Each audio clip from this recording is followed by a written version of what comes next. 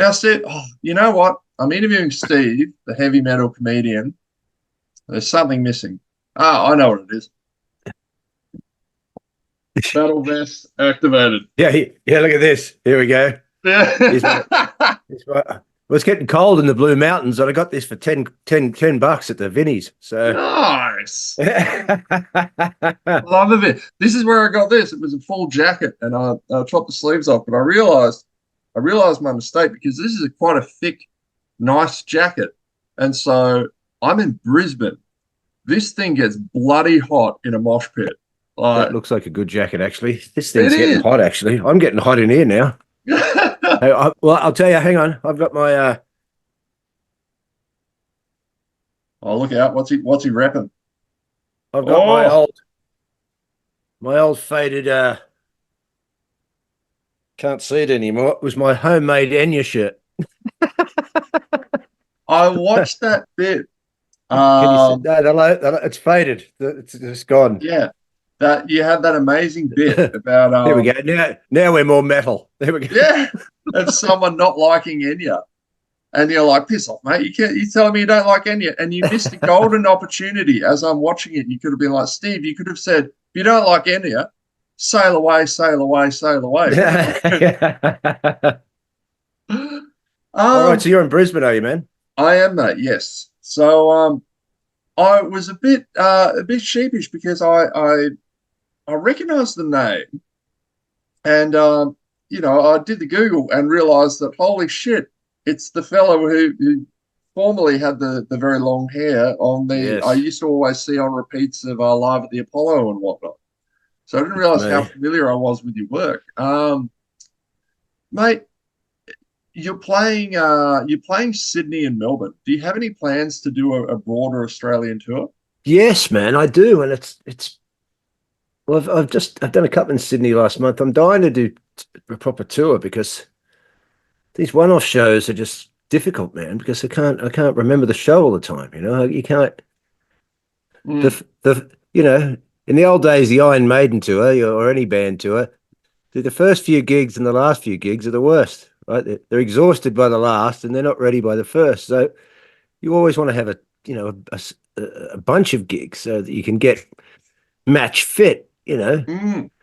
You want to be match fit. So I am doing one-off shows at the moment, which is a bummer because I want to get up to Brisbane. I want to get down to Adelaide. I think I've got one in Adelaide maybe next month. I want to get over to Perth and I want to go rural. I'd like Mm. to get out, get up to Townsville and get out to Bathurst and do Newcastle, do Wollongong around the Sydney area. Just get away from the cities as well. They're a bit too woke in the cities. I mean, I remember looking at some of those old specials and thinking like, oof, it's not, you were never punching down on anyone or anything. I just remember like, hot damn, it's like watching some of Jim Jeffries' early specials. It's like, ooh. Well, so this whole punching down thing, I'm like, what are you talking about? Yeah, Like, it implies that these people were below, you already thought these people were below you to begin with. Like, yeah. And it's also, at the end of the day, they've really forgotten. They really have forgotten the idea that it's a joke. I was watching, you'll see him go like, oh, well, why should these comedians go on stage and make these jokes about gays or about women or this or that and make these as if they're all derogatory. And for starters, I've been doing comedy for 25 years. I'm like, who was doing these jokes? mm, See, they never bring any proof to the table. Go, look at this. yeah. Here's a video of a bunch of people going, I hate gays and I hate women and they shouldn't get there. So, see, they just say, oh, yeah, these comedians are out there. What makes they can do jokes about this kind of stuff? Well, who said they were?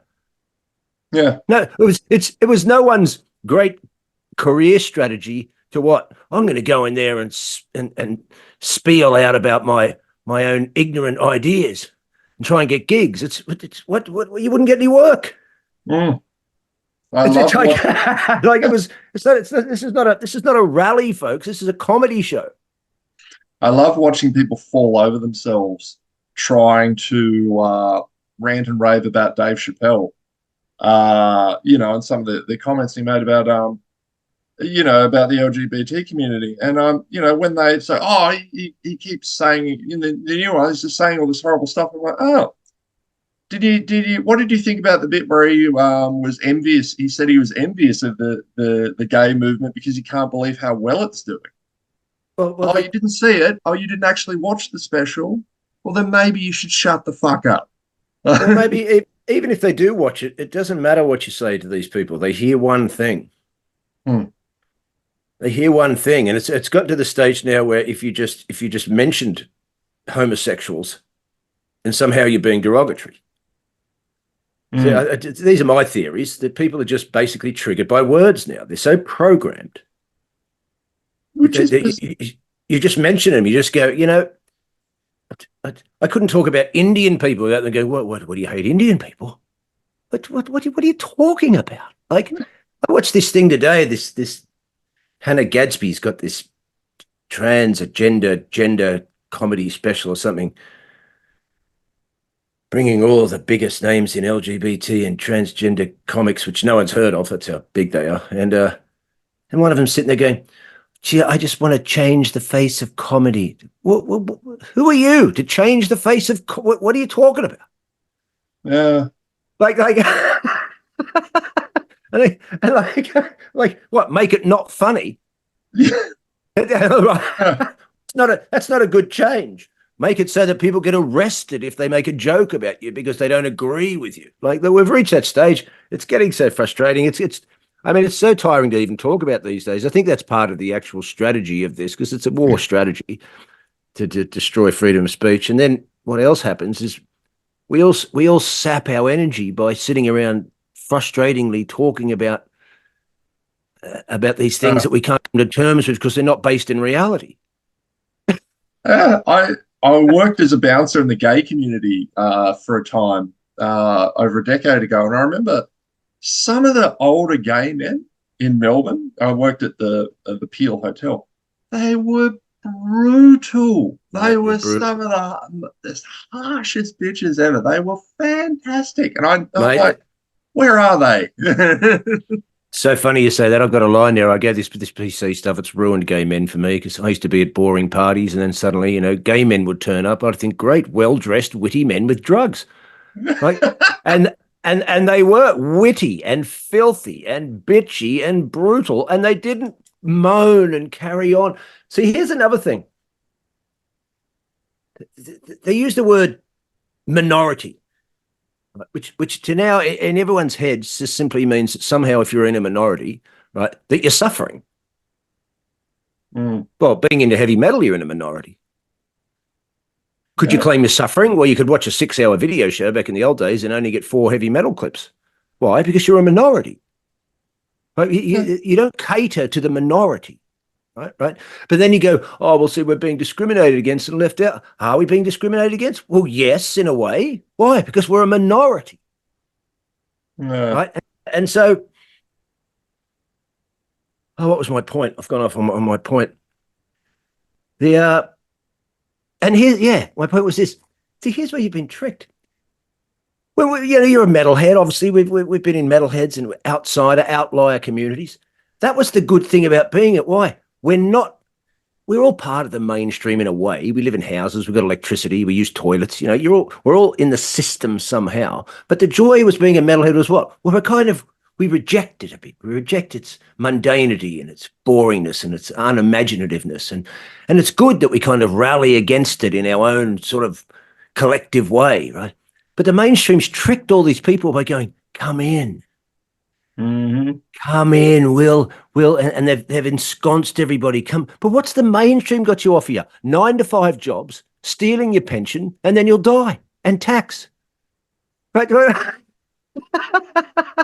It's not offering you imagination or freedom or because I've been alive for 57 years. I've been to gay clubs. They weren't all oppressed. They weren't having a bad time. I've been in there. They seemed to be having a good time. They weren't getting arrested. Secret police weren't coming in. I grew up in the 70s. I never heard anyone's mum going, I feel oppressed.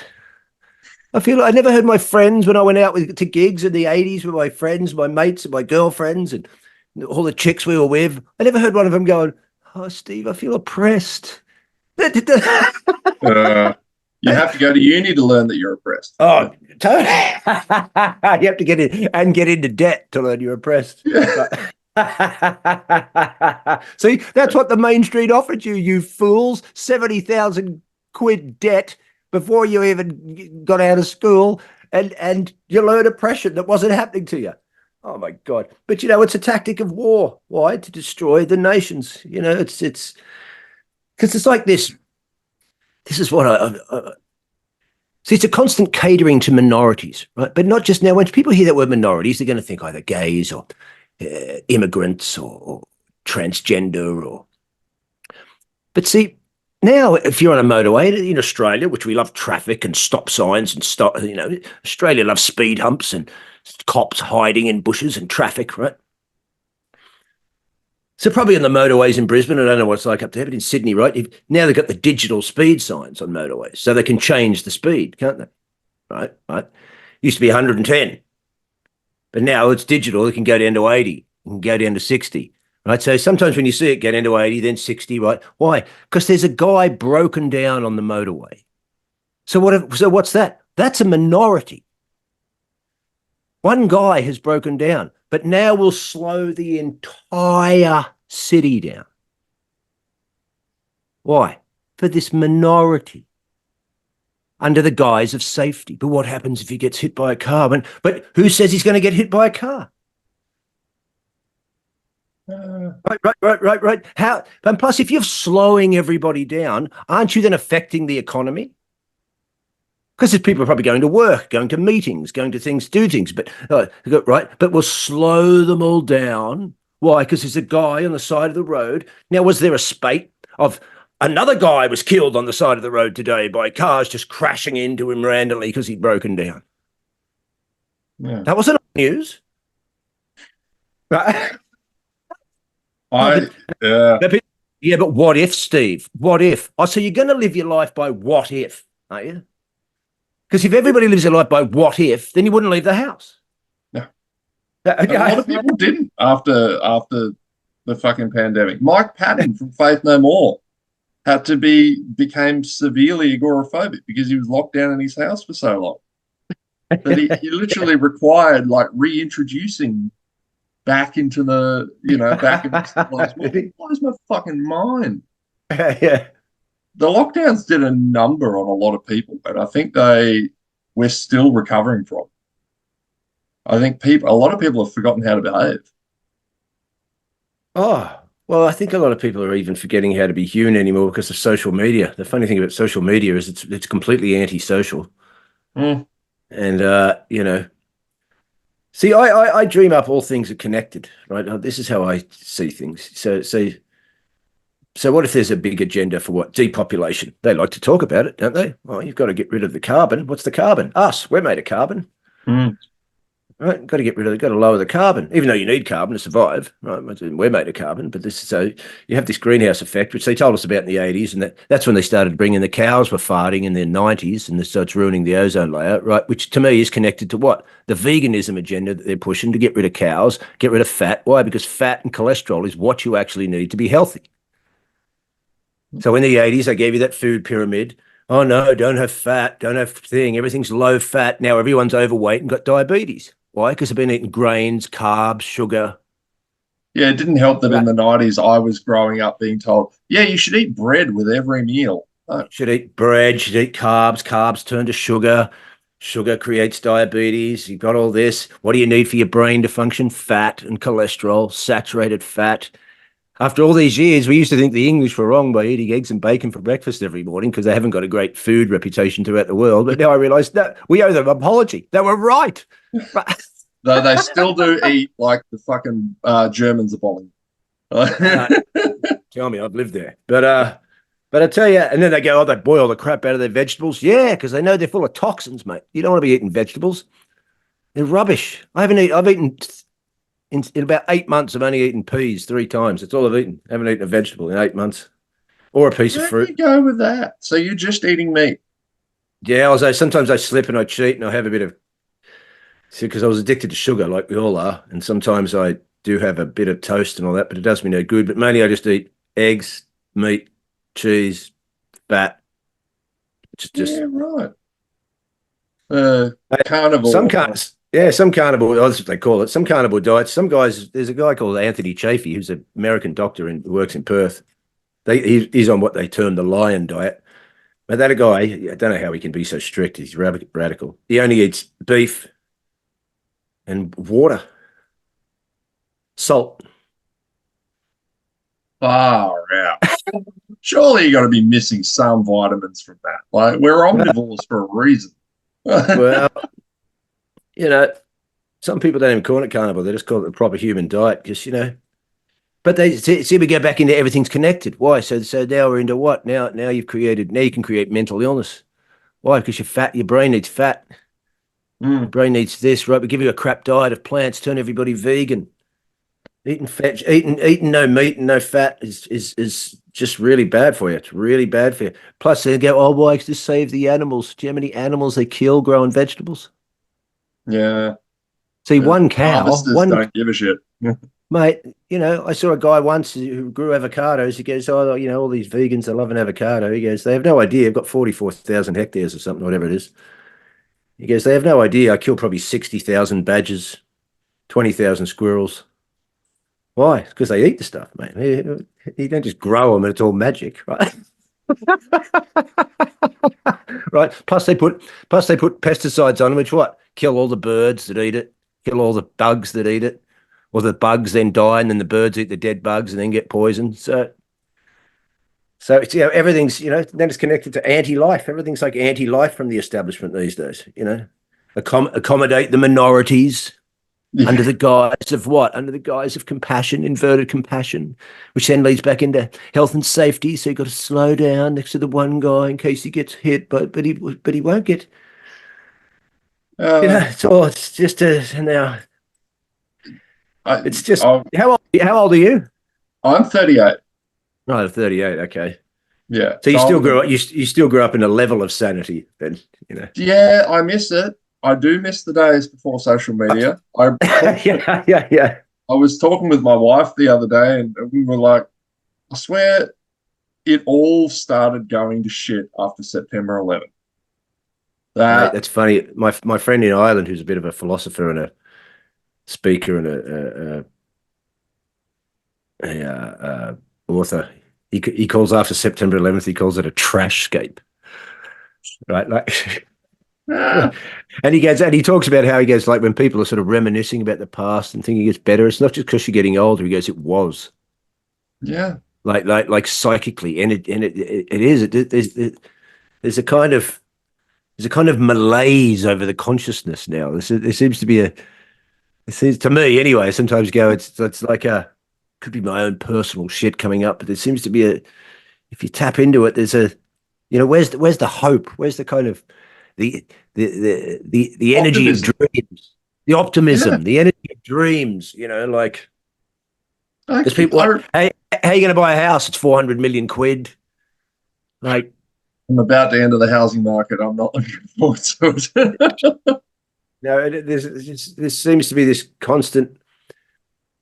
Do they ever bring any good news? Is there any good news anymore? I legitimately stopped following all Oh, news I don't outlets watch the news. about halfway through last year, and I'm the better for it. Oh, mate, It's like coming up tonight, a whole bunch of problems that you can't solve. Do we which we've have? created. Yeah, we have drone footage of people dying over here. We have a flood over there. The earth's burning, and you're all going to die. Oh, and no one can afford it. And now the But weather. anyway, Like, everything's just it's like in Brave New World or 1984 when that guy said the biggest thing of the party was to make you just believe that what you see and hear is not happening. That's what we're living. It's like just believe the non-reality. uh, what do you It's like think what do you think someone like Bill Hicks would make of the modern world? He died in 94, I yeah, 93. believe. Yeah.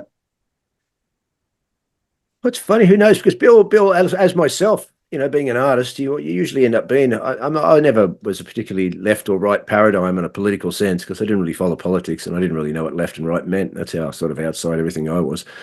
But in hindsight, I realised I was a bit of a lefty. Being an artist, you just kind of are like that. I was never racist. I never cared if you were gay. Mm. And not to sort of big myself up, it just wasn't. I grew up in '70s Which Australia. was the exception, I felt, in the 90s. Is yeah. Oh, back in the '70s when I grew up, Mm. you could, but things change. I grew up with yobbos around me, oh, the fucking chinks and this and the abos and all this, and like it was around me. Doesn't mean it happened to me, right? I don't know why, right? It never bothered me, right? Right? I never cared if you were gay. That was the great thing about the underground sort of metal punk scene. It went against the authoritarian viewpoint of the prejudice towards outliers. And Yeah, hilariously, yeah, you yeah, had yeah, yeah, someone like yeah. Rob Halfon, I know, uh, right? dressing up like having an entire metal scene copying the way he dressed, not realizing that he was dressing up like a leather queen. Yeah, he was Yeah, gay. I mean, yeah. Balls to the Wall, the Accept album, 1983. It's got lyrics written by Wolf Hoffman's wife. There's London Leather Boys on there. There's Love Child. This is all pro-gay stuff. Right, right. Outsiders, musicians. I've seen bands from the 50s in America. What? There's three black guys and two white guys. All right, right. See, creative people usually don't give a toss. So, and things evolve. What's so funny is that now these young brainwashed and the problem is it's the authorities have taken it. It's like this, right? England, it used to be illegal to be a homosexual by the law, so they'd lock you up. They even made that film about that guy who decoded all the stuff for the war effort, Yep. right? And then he found out it was gay, and then locked him up anyway.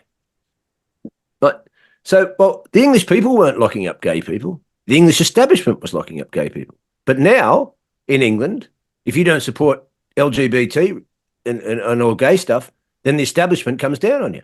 But excuse me, weren't you the ones locking gays up? How come you get to just switch sides? Right. Yeah, Midnight Oil had a bit of a the title, the track Short Memory likes to rears its head. For example, I can still remember people in the street marching, protesting about pharmaceutical companies and how they were, price gouging, devils. Fast forward, a decade later during COVID, and all of a sudden pharmaceutical companies, they can do no wrong. They'd never tell lies. They'd never hurt you. Yeah, I mean, that's where Midnight Oil let me down after all their posturing, and then they did that. And A lot of my artists fell out of favor with me. yeah, it Like, didn't exactly help Rage Against the Machine's cause. I mean, it's very simple for me. It's maybe I'm just a bit. It's just easy for me. Of course they're poisoning you with pills. Of course they are. Of course they are. How did people survive before pharmaceuticals were here? All you have to do is 5 minutes of research and find out that who took over the medical establishment in the sort of 40s and 50s, Rockefeller money. Why? They got rid of all the homeopathy. They brought the idea that you have to be licensed to be a doctor. They make pharmaceuticals out of petroleum. They monopolize petroleum, and they brought in allopathic medicine, which is what? Chemicals and operations. Right? This is a basic Western medicine now. A lot of Western medicine, when it comes to operations, also comes from war. Why? It's handy for massive physical trauma, Western medicine. If you get hit by a truck, it's no use going to try and heal your emotions. Mm. You need someone to sew you back together. So Western allopathic medicine works for sort of instant physical trauma. But now everything is like what? Everything is just pills, pills, pills, pills. They don't suggest if you got high blood pressure, what are you eating? They never ask you. First thing they ask you when you take a pet to the vet, what are you feeding him? Yeah, But they never ask what you're eating. I like that. Yeah, right, right. Well, Why? Because they know nothing about and then there's more laws now that you can't even suggest these things. well, Got to yeah. get pills. You got to get them on pills. So if you haven't woken up to the fact that these people are poisoning you for an agenda, why? To depopulate you. Why do you think they created feminism and birth control and everything? Why? Because now men and women don't get on. Now blokes aren't getting laid. Why? Because women have told, we don't need you. We don't need you. Stop looking at us. Stop. And then they sit there going, why don't men approach us anymore? Because you told us for 20 years to stop looking at you and approaching you. Yeah. So now we are. Why? Because you scream, and then the media jumps on, and then the cops come around, and then apparently the patriarchy, which if you get divorced, will give you all the rights as a woman. You can have the kids and half his house and stuff. Who made this rule up? Oh, the patriarchy. Pretty shit patriarchy. Yeah, so if you can't see these things, and to me, like you're just so thick. It's unbelievable. I just can't, and I don't like you. Like, and so I guess then you have to go inward and do your own work and your own self, because there's no use trying to change these people. You can't change. It's like, I know these gay comedians in England I worked with for years, and see, there was never an issue because we worked together for years. Not just me; they worked the circuit. Right. They were gigs. I remember one of them, I got him a gig at the heavy metal festival, Bloodstock. He was all nervous. Do you think I'll do all right? And he was a flamboyant gay, smocks and glitter and the whole lot. I said, come along, you'll have a great time. He's a bit nervous. He bought a leather kilt and got his Doc Martens and came down and walked on with his glitter and his rah, rah, rah. Did he have a bad time? Mate, I see the guy 2 days later. He was there for 3 days. He's with a bunch of long hairs with beards and motorhead shirts. He comes up to me. I'm having the greatest time. Right. Right, and just runs off with these hairy fucking biker metalhead guys, right? Now, so we worked together for years on the circuit, but now I can see his posts. I haven't spoken to him for years. He's all LGBT pro and all this. But now the funny thing is now I've been banned from clubs, which is funny because none of us used to get banned. We all worked together. Nothing was happening to you. You weren't getting harassed in the dressing rooms or beaten after the gigs or no. I gigged with him hundreds of times. I never saw any comedians upset with you. Everyone just sat around. But now people like me are banned. So what you think is progress is that, see, no one was banned before. Yeah. And you weren't having a bad time. So somehow this is progress now, It's ridiculous. I've wanted to ask, we've got about 9 minutes left. And you've been speaking about drugs and whatnot. You've had your own experiences with mental health struggles. I've been hospitalized twice myself with mental health stuff. How was that? What spurred you on to kind of embrace the sober life and that kind of thing? So I understand you had drugs. Yeah, I never got it. I never was addicted to drugs. I was probably addicted to weed. But I've done hardcore drugs, but never and booze. But I was never an addict on any of them. I'll tell you if I was. They never got me. What got me is weed and sugar. Right. So, because sugar just seemed normal. I didn't think I was, but now I realise that if I don't try to eat it, I am, right. And I guess mine was a mixture of just, still doing drugs later into my years and just not resting. So working at nights my whole life, gigging, touring. And once I really got into hardcore touring, just all year and just this and that and not sleeping and then doing drugs on the weekend. But I never done gigs on drugs. Like, I wasn't like that. I never needed drugs for gigs or ever, because I just like gigging, But then, of course, I think I just, you just blow your neurotransmitters out from an adrenal glands and flood yourself with cortisol and adrenaline and just basically have a breakdown. It's like a physical, mental breakdown. And then I went into that world of psych meds, which I'd rally against for years because I was just so destroyed. And that took me years to get off them. And I never wanted to be on them. I fought this guy tooth and nail not to get on, but I was in such a bad place that I went on them. But I fixed it all with supplements. Mm-hmm. Finally got off them. Haven't been on for years. A lot of magnesium. Couldn't believe it. It took that long to find someone who gave me a lot of stuff like that. Get taurine. There's good taurine in meat. That's why you eat meat. Mhm. I do still do well, I've got stuff up here. I'm supposed to do it. One of my podcasts, I get this guy help me out, Clive DeCarl. He does his own supplement company that's heavy Aminos, duty. yeah.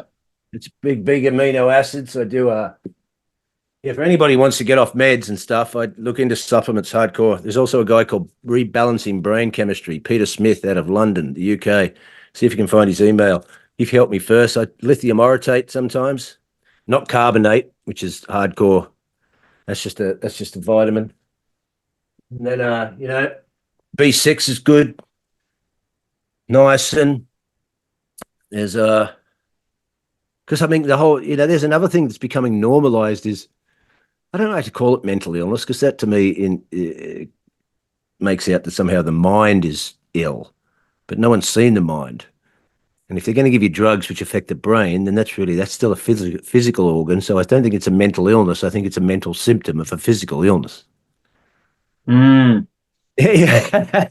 Yeah, right, right. Because we live in allopathic medicine world, pharmaceutical world, so they like to pathologize everything. Are you upset that your mother died? Yeah, well, you probably got some kind of PTSD or something. No, no, no. It's just grieving. Yeah. Yeah. Not everything in your life is trauma. You No, know, no. fuck off We've, your pop science. No yeah, nonsense. yeah. We've traumatized a whole generation into sort of therapy. Everything's a therapy. It's like, I mean, I think there is stuff to deal with emotional wise, and which is difficult. I've tried to traverse it, but I just try to keep away from the sugars, which is difficult for me. I've kept off the weed. I don't drink. I don't really do anything really anymore. But also, I'm not around people doing it. Yeah, that helps. So Yeah. I'm not saying that I don't like it in the sense of, who doesn't want to sit around with a bunch of guys with Black Sabbath on and having a great night? That's another thing. I'll never deny that I liked drugs. I liked them. But I never got addicted because I've had mates addicted to drugs. Like, no, it's Not for me. bad, bad. No, it's What's that bad news. Lemmy? What's the Lemmy talking about smack? He's like, nah, I'd rather be Oh, predator than prey. And I'm like, oh, yeah, that's it. I've never heard that one. That's great. I mean, he God. was great too. I've been watching a lot of him even recently. I love watching that doco every once in a while. And because he was a great guy, just Yeah. because he never promoted drugs. And I love the way he even said to Mickey D when he joined the band, because Mickey D's never taken drugs. He drank a lot, but he never taken drugs. And he said, if you start taking drugs, I'll kick you out. Nice. Why? Yeah, yeah. He goes, why? Because if you haven't taken them in this long, don't start, mate. Like, Yeah. yeah. He's just a remarkable bloke. And yeah, he never promoted the lifestyle that he was living. Like they asked No. him in that doco about Yeah. drinking, and he's like, no, I don't really want to talk about it. All right. And that was it. Yeah. Like No, don't. As he yeah. used to say, I don't promote it. I don't suggest you go and do this. Not at all. I mean, that guy just started. That guy was just force of nature. It's like, Oh my God. He yeah, was on a bottle yeah. of Jack Daniels or Jack Daniels a day. He started smoking when he was 11. Like, Jesus Christ. Yeah, yeah, I Ate know. nothing but meat and cheese. Like, Yeah, yeah. fucking Well, hell. that's good for you. Well, But apparently so, yeah. yeah, yeah. But oh yeah, I know. It's just a force of like it's like Charles Bukowski, the Uh, poet. I know the name. Yeah. I don't Yeah. know his work.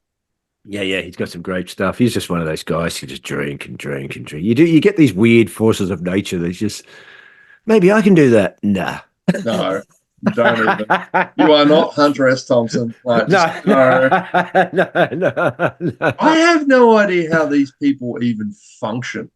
no. I know. Like some oh my God, I'm gonna forget his name. It was one of Tom Segura's mates.